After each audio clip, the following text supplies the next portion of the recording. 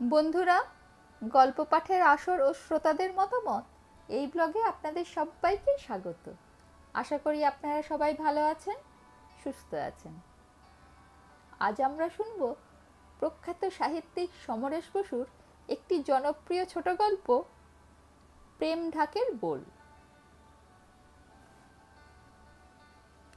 প্রথমেই স্বীকার করি, জটিল চিন্তা, সূক্ষ্ম ভাবনা, মনস্তত্ত্ব বা গভীর গাঢ় কোনো রোম্যান্টিক প্রেমের গল্প আমার মোটেই মনে আসছে না। আকাশ ভরা মেঘ ছাওয়া এই বর্ষার দিনে রবীন্দ্রনাথের চিরস্মরণীয় সেই এক রাত্রির মতো গল্প, নির্বাক দুটো মানবীর মৌন বেদনার হাহাকার, আকাশ ভরা মেঘ, চারিদিকে প্লাবন, পড়তে পড়তে বুক টনটনিয়ে ওঠা উদাস ব্যথা, না, সেরকম কোনো গল্পও মনে আসছে না। যা আসছে তা অনেকটা রিমঝিম বৃষ্টিতে ছুটির দিনের হালকা মেজাজের আসর জমানোর গল্প।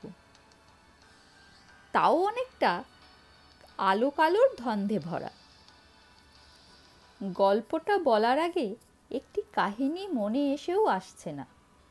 খুব ছেলেবেলায় স্বামী স্ত্রীর বিবাদ নিয়ে ছোট দৈর্ঘ্যের একটি ছায়াছবি যেন দেখেছিলাম। কাহিনী মনে নেই এখন, খুব হেসেছিলাম মনে আছে। বড় হয়ে আমার এক বন্ধুর মায়ের মুখে একটি গল্প শুনেছিলাম। বর্ধমানের কোনো এক গ্রামের তিনি ব্রাহ্মণ গিন্নি। তাদের বাড়ির পাশে থাকতো এক গোপ দম্পতি, যদিও পেশায় গোপ ছিল না, দরিদ্র কৃষক পরিবার। তাদের গুটিকয় সন্তান। স্বামীটির নাম কেতুচরণ। কিন্তু দম্পতির দাম্পত্য কলহ যেমন উচ্চস্বরে বাজত, তেমনি কলহটি ছিল প্রাত্যহিক। আর কলহ লাগলেই স্বামী ছুটে যেত বাড়ির পেছনে কলকে ফুলের গাছের কাছে।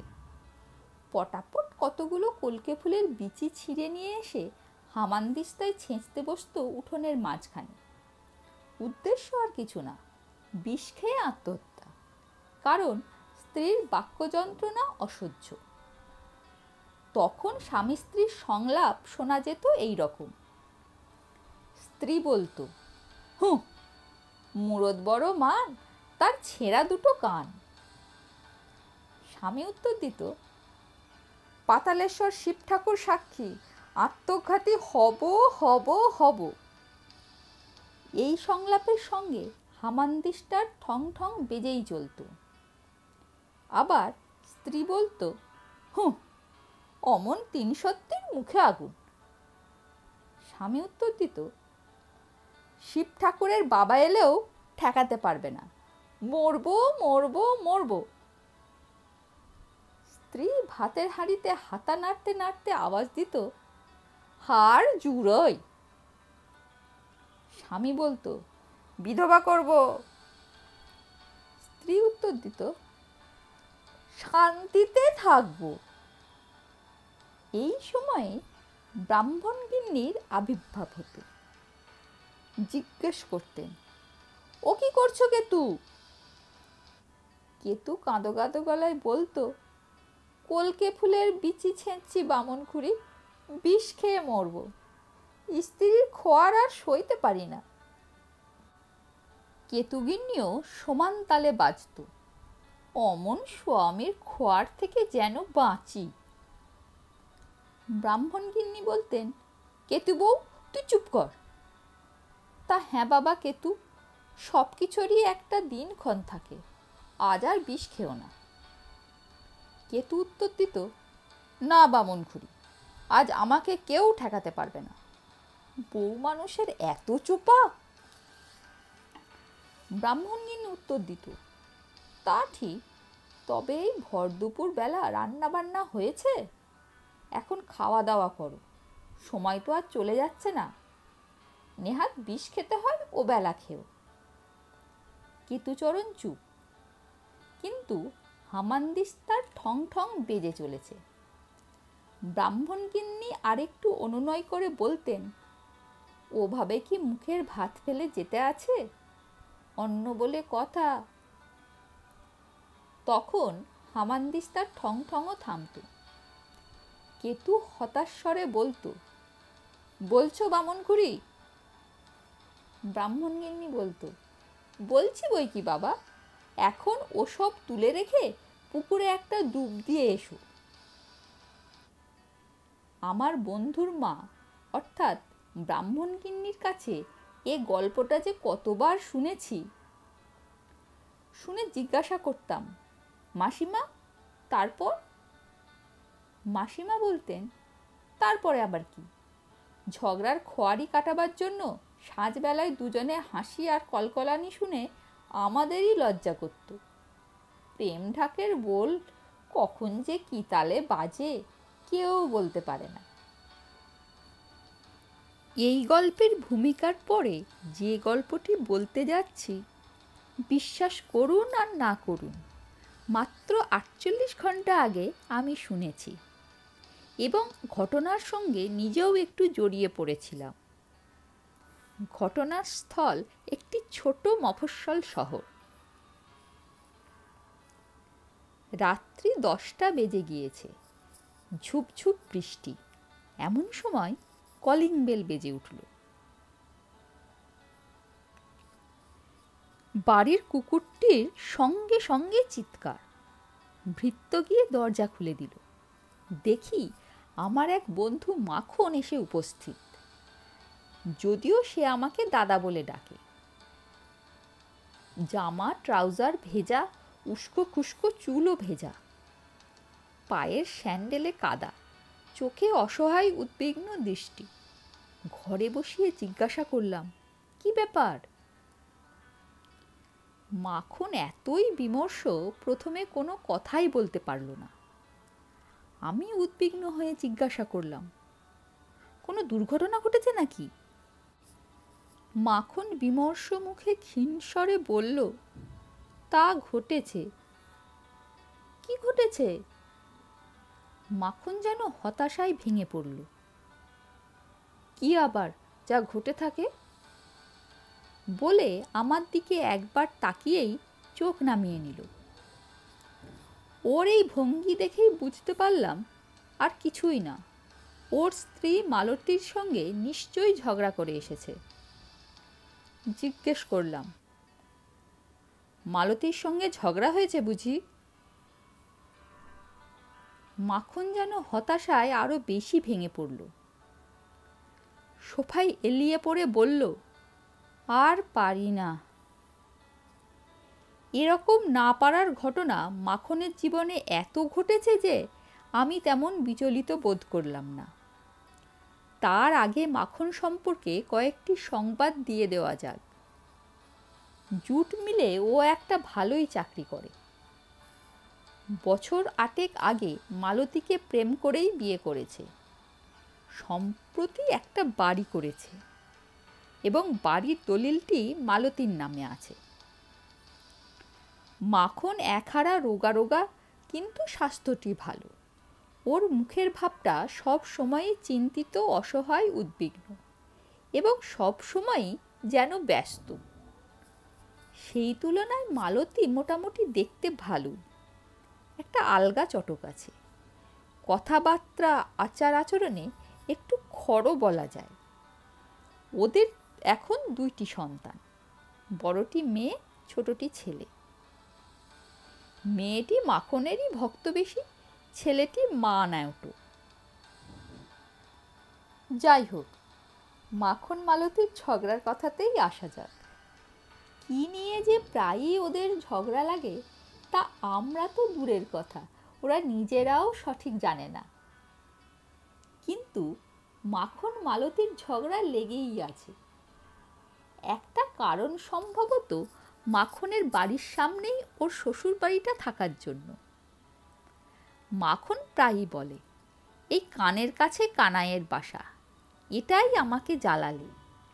ওর ধারণা ওর শ্যালক শালিকারা সবসময়ই ওর বিরুদ্ধে মালতীকে রাগিয়ে রাখে। কথাটা যে সবটা সত্যি না তা আমরা ভালোই জানি। মাখনের শ্যালক শালিকারা সেরকম মানুষ না। আমি জিজ্ঞেস করলাম, তা কি হয়েছে? মাখন একটি দীর্ঘশ্বাস ফেলে বললে, আদতে যে কি ঘটেছে তা এখন আর মনে করতেই পারছি না, তবে কিছু একটা নিয়ে খিটির মিটির লেগেছিল। আমিও সেটা জানি। মাখনের এখন সেসব খেয়ালই নেই। আমি জিজ্ঞেস করলাম, তা এই বৃষ্টি মাথায় করে এত রাত্রে বাইরে বেরিয়েছ কেন?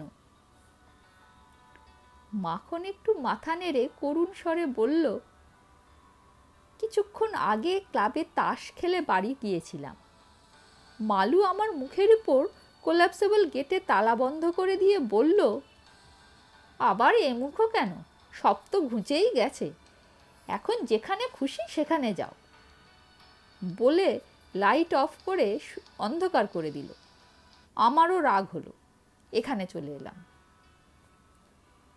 আমি একটু বিরক্তভাবে বললাম, তার মানে কি?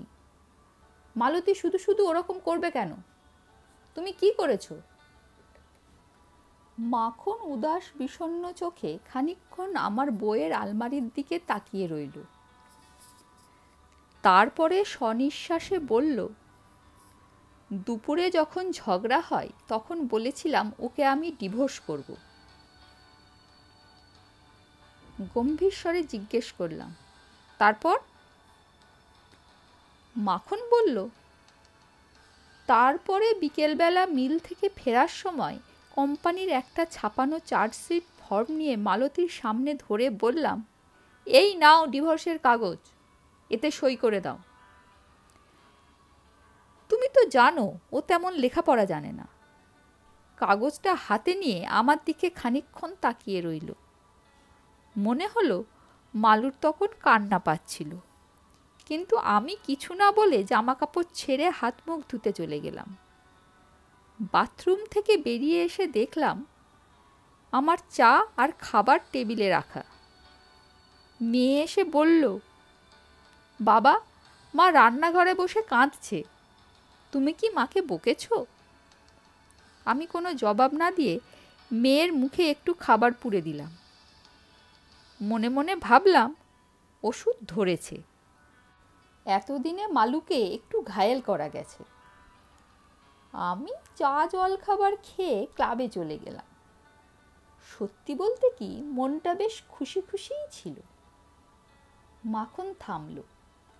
আমি চুপ করে ওর মুখের দিকে তাকিয়েই আছি, আর ভাবছি চার্জশিটের ফর্মকে ডিভোর্সের দলিল বলে চালানোর কুটবুদ্ধির কথা। মাখন বলল, তারপর খেলে টেলে ক্লাব থেকে বাড়ি ফিরেছি। মালতী যেন মুখেই ছিল। আমি যেতেই আমার মুখের উপর সেই কাগজটা ছুঁড়ে দিয়ে বলল, নাও তোমার বিয়ে ভাঙার কাগজ, সই করে দিয়েছি।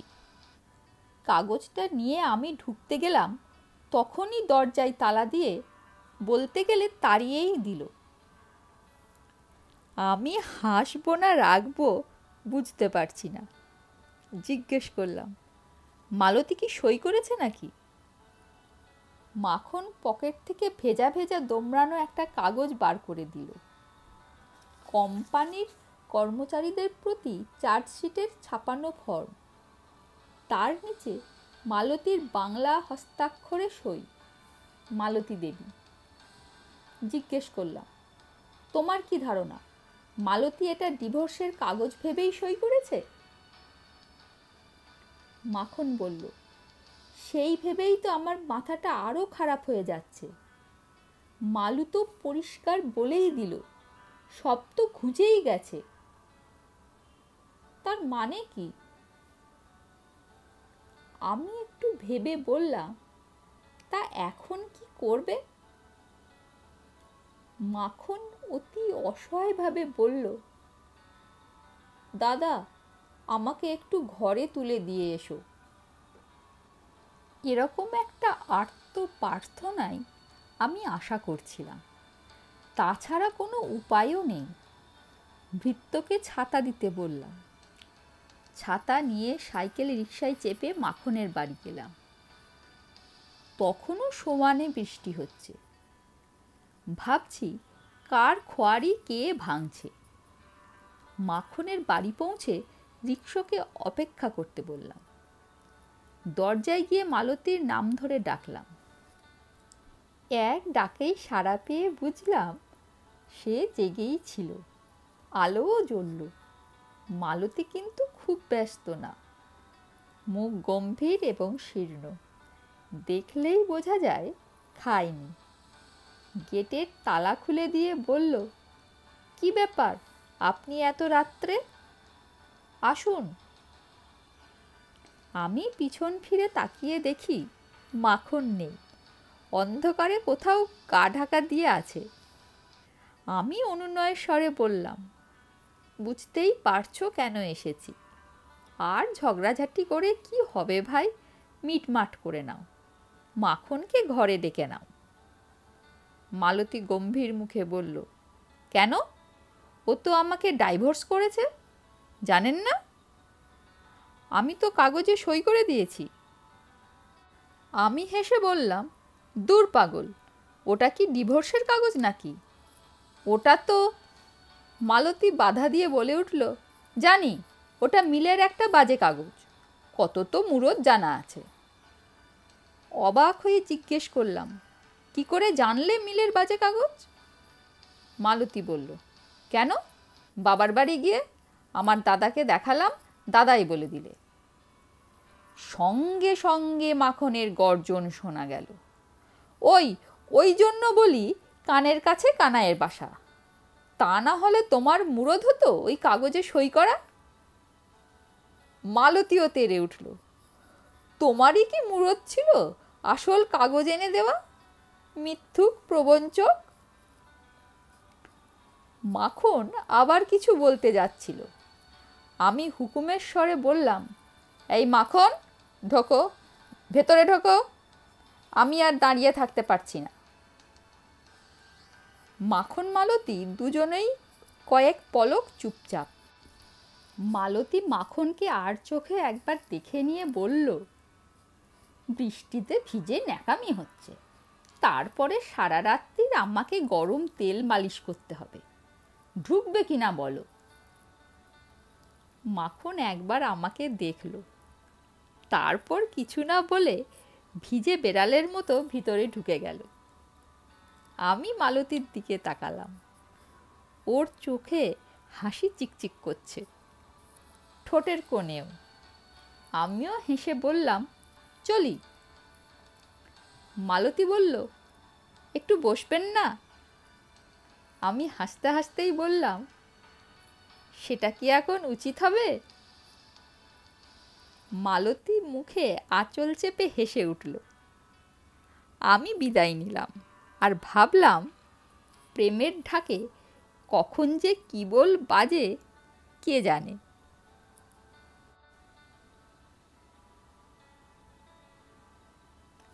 বন্ধুরা, গল্পটা কেমন লাগলো সেটা অবশ্যই কমেন্টে জানাবেন। গল্প সংক্রান্ত আপনাদের কোনো মতামত থাকলে সেটাও জানাতে ভুলবেন না। ভালো থাকবেন, সুস্থ থাকবেন। নমস্কার।